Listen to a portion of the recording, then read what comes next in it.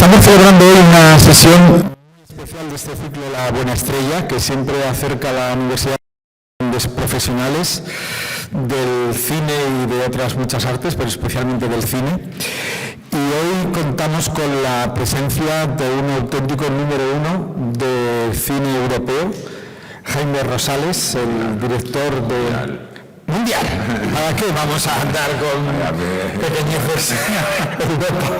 Además, en este momento pues eso, mundial. Jaime Rosales, el director de Las Horas del Día, de Petra, de Rosa Juventud, Tiro en la Cabeza y los girasoles ciegos, no, girasoles silvestres, perdón. Jaime se ha distinguido ya desde su primera película por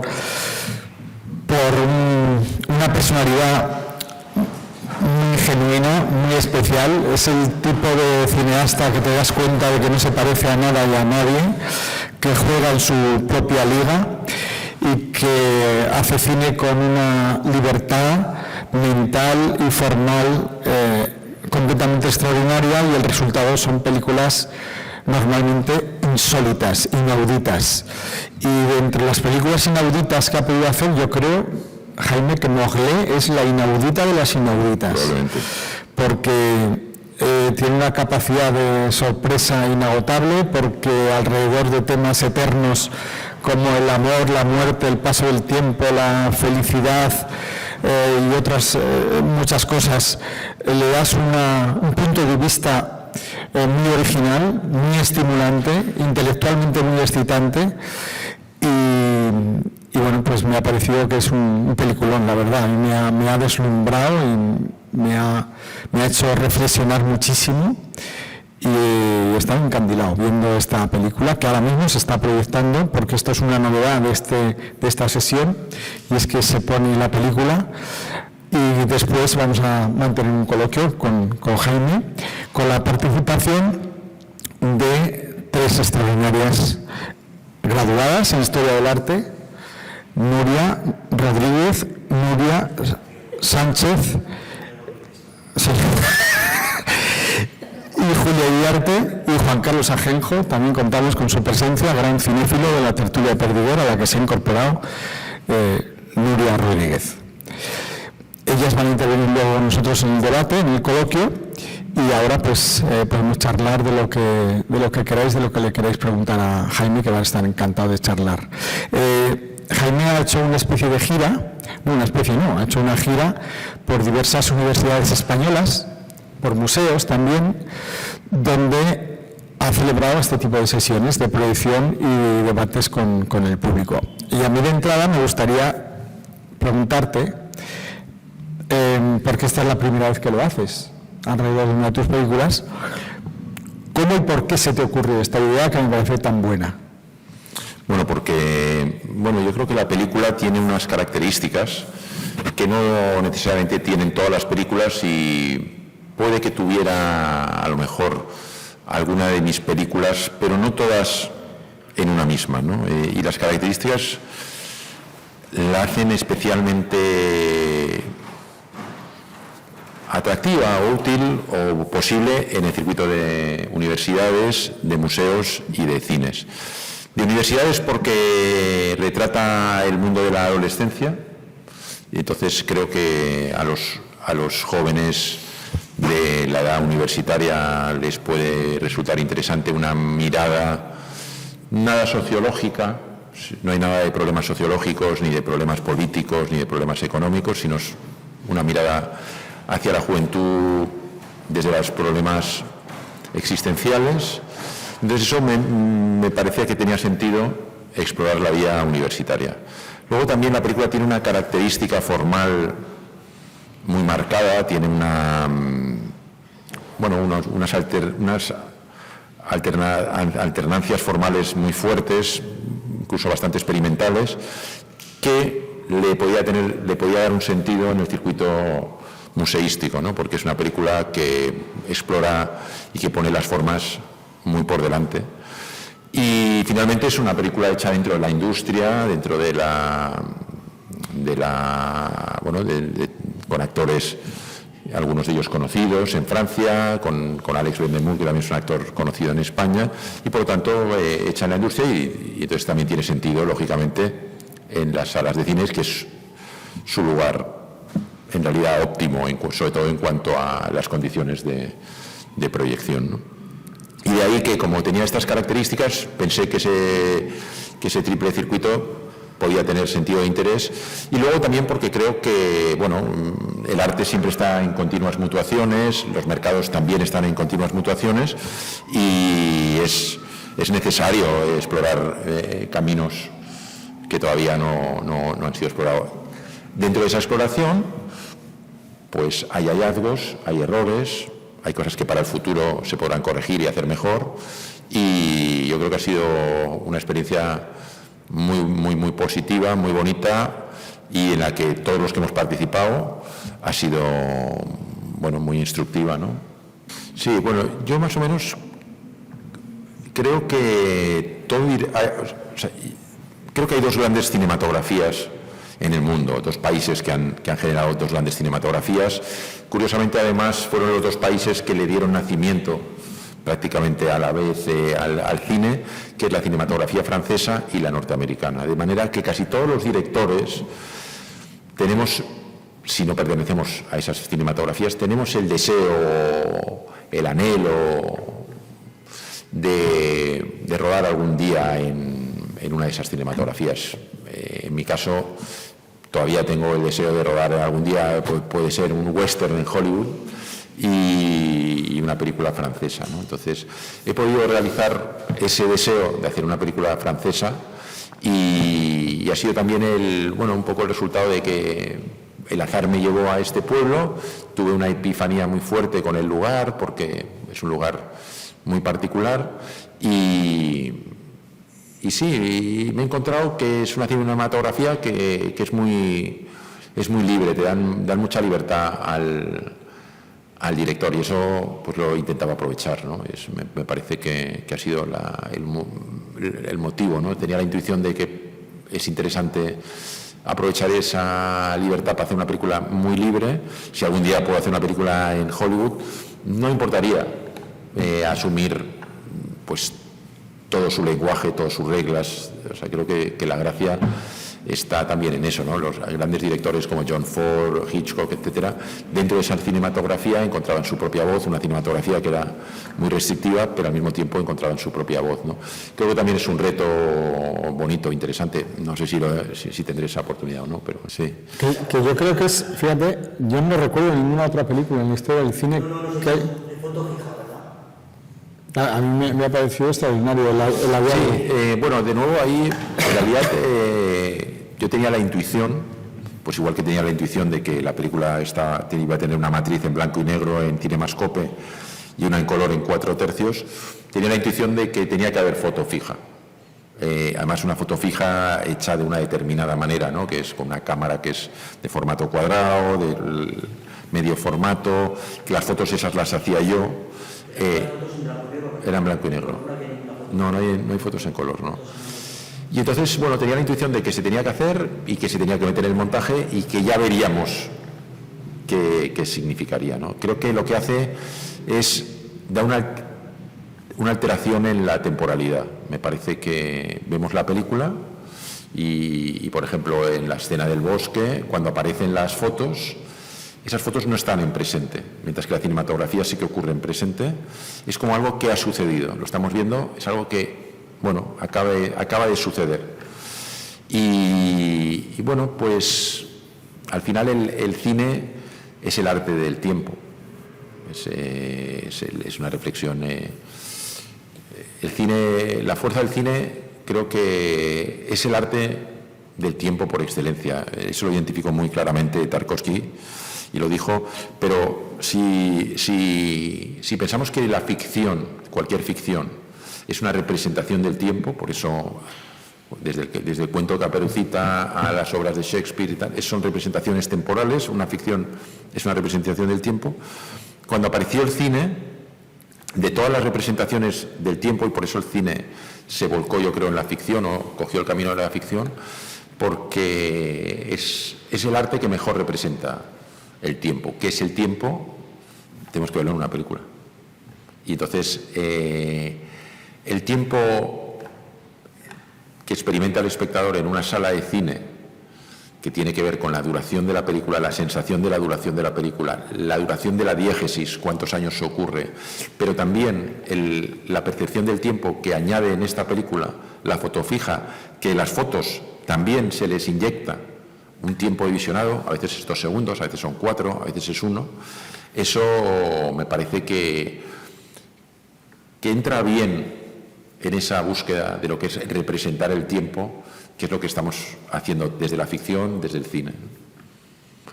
Bueno, es decir, efectivamente, para mí la motivación de ir a las universidades era doble, ¿no? Por un lado, me interesa interesar a los jóvenes, me parece que es muy importante pues en esa búsqueda de intentar luego atraerlos hacia la sala. Eso creo que es una de las principales motivaciones. Y luego también me interesa, bueno, a ver qué piensan, ¿no?, de la película. Me interesa su punto de vista, me interesa saber si se sienten reflejados, me interesa saber si se emocionan. Entonces es como un doble interés. Me interesa ellos y me interesa que se interesen por mi cine, ¿no?, y por el cine en general. Creo que dentro de lo que cabe, pues 13 universidades no es tampoco, pues a lo mejor hemos tenido una media de 100 personas por proyección, pues quiere decir que pues la habrán visto 1.000 jóvenes o 1.200 jóvenes que no la verían si no hubiéramos explorado. Bueno, pues ya son 1.000 que hemos ganado para la causa, o por lo menos para interesarlos, ¿no? Creo que también me interesaba explorar sus canales de comunicación, que los hemos explorado a través de TikTok, YouTube, todas estas cosas, ¿no? Me parece que era importante aprender cómo son esos canales. Y en esa idea que yo decía al principio de una experiencia también de aprendizaje, para la siguiente, la asignatura pendiente sería, creo que hemos llegado a ellos. Creo que hemos aprendido algo de su canal, creo que hemos puesto una patita en su canal, pero de ahí a que de eso vengan a la sala, todavía no lo hemos logrado. Todavía no lo hemos logrado, y hay algo más que se tiene que reflexionar, que se tiene que hacer para lograr eso, si es que eso es posible. Y yo, como me parece que la historia humana es la historia de los imposibles, pues creo que hay que lograr eso, ¿no? Es imposible ahora mismo de traer a los jóvenes a ver películas como Mogolé o como otras películas de compañeros españoles o extranjeros que hacen este tipo de películas. No, es más bien al revés, ¿no? O sea, la película sí que surge, pues el corazón de la película es una historia de amor, de un primer amor, y luego pienso, pues ya que he hecho esto, voy a intentar a ver si consigo atraerlos y si me puedo interesar por ellos, ¿no? Pero el germen es, pues igual que una película a lo mejor la hago sobre, pues como dice Tiro en la cabeza, sobre el problema de ETA, pues esto surge de la historia, casi siempre es una mezcla, ¿no?, de la historia, la matriz, el lugar, la economía. Es todo un poco un proyecto cinematográfico, nace desde... Pero en este caso la historia sí que era la historia de un primer amor adolescente, ¿no? Eso, por ejemplo, ya lo veréis, es algo que plantearé en el debate. Yo creo que la muerte es el gran tabú de nuestra época. Me parece que en otra época, la época, por ejemplo, de mis padres, el tabú era el sexo. Ahora el sexo no es ningún tabú, todas las prácticas están normalizadas, se enseña educación sexual, no es ningún problema. En cambio, la muerte sí que es un problema. Es un problema, y entonces está un poco apartada, ¿no? Está como arrinconada. Y yo creo que la muerte es muy importante, ¿no? Es muy importante colocarla en el lugar de nuestra vida, que es el centro, porque al final nuestra vida es finita.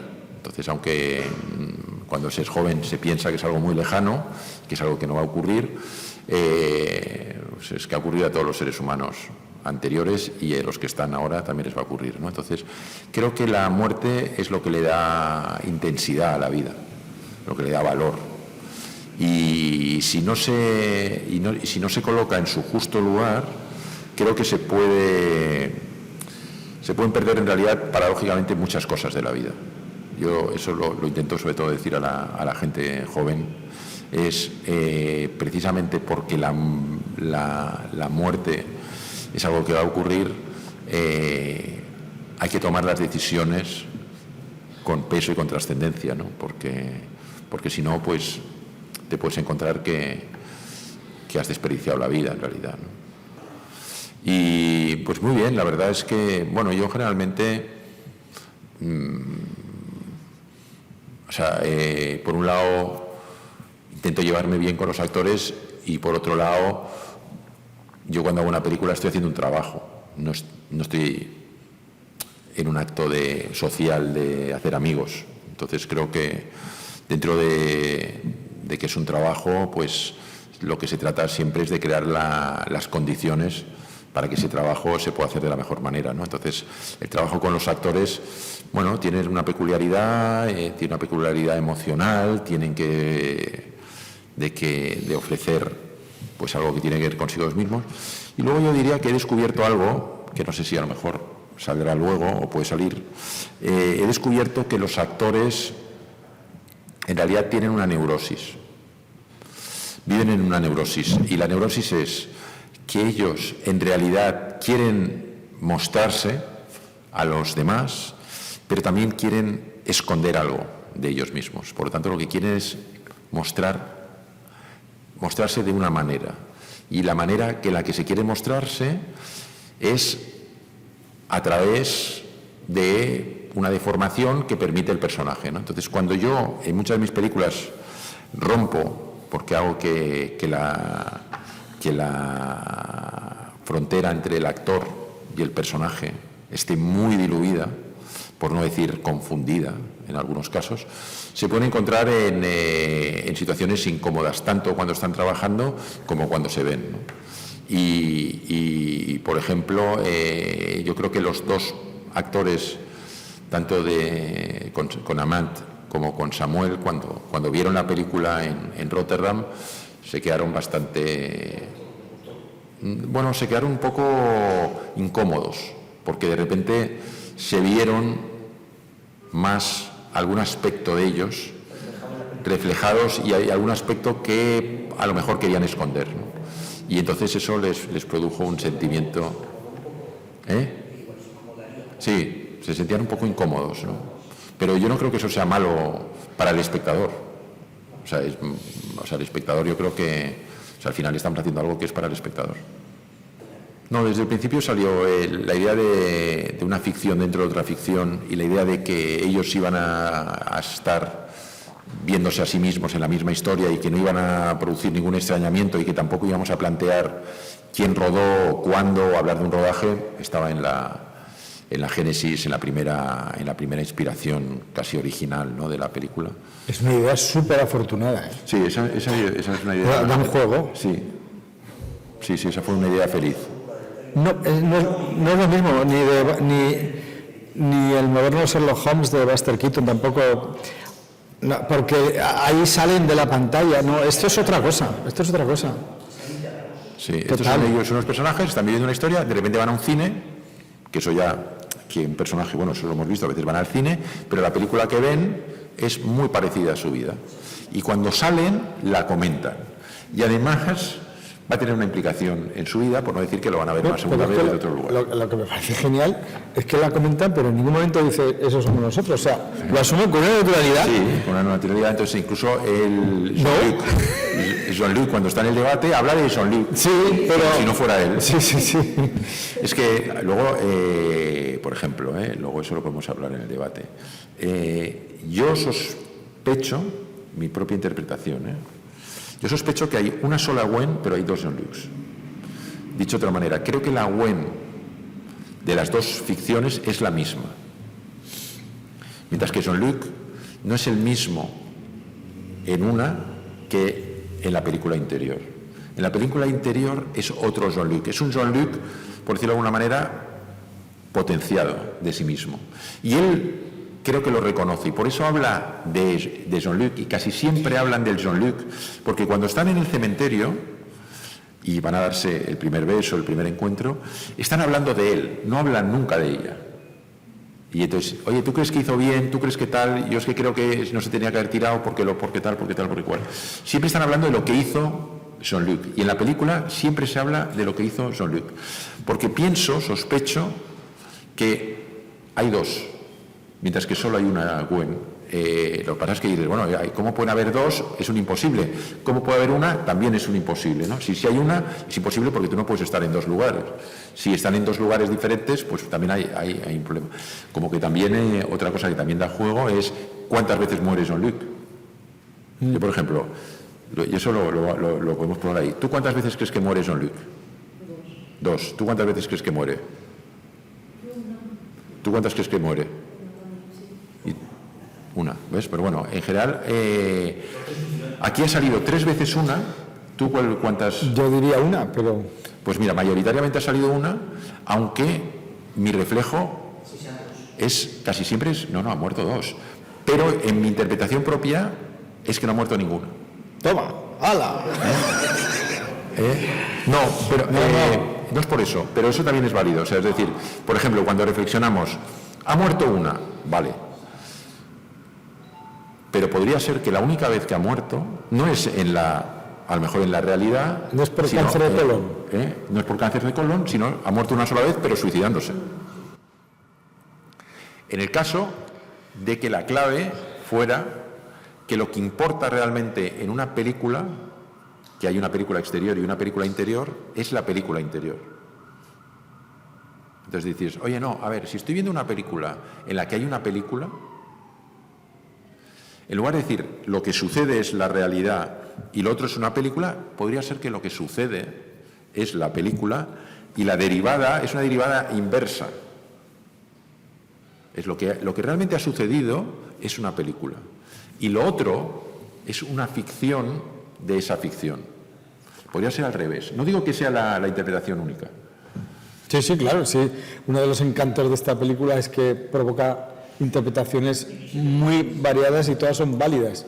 Pero lo que me parece genial es que tú, que eres guionista y director, también te estés planteando, yo sospecho que... Eso me parece buenísimo. Claro, es que, digo, bueno, al final creo que... También es una película que yo me he encontrado una cosa muy curiosa, que es, por ejemplo, cuando pregunto esta cosa, la gente me dice muchas veces, pero si es que es clarísimo. Se muere una vez, se muere ninguna, se mueve 2, se muere, una persona me dijo, se muere 3 veces. ¡Hola! Sí, se muere 3 veces. Sí, pero de una manera, en el museo, en el Reina Sofía, Blanca Muñoz, que es una artista muy conocida, que era la que estaba una de las contertulias con Javier Gomá, ella ya no solo lo dice, sino lo dijo en público y lo argumentó.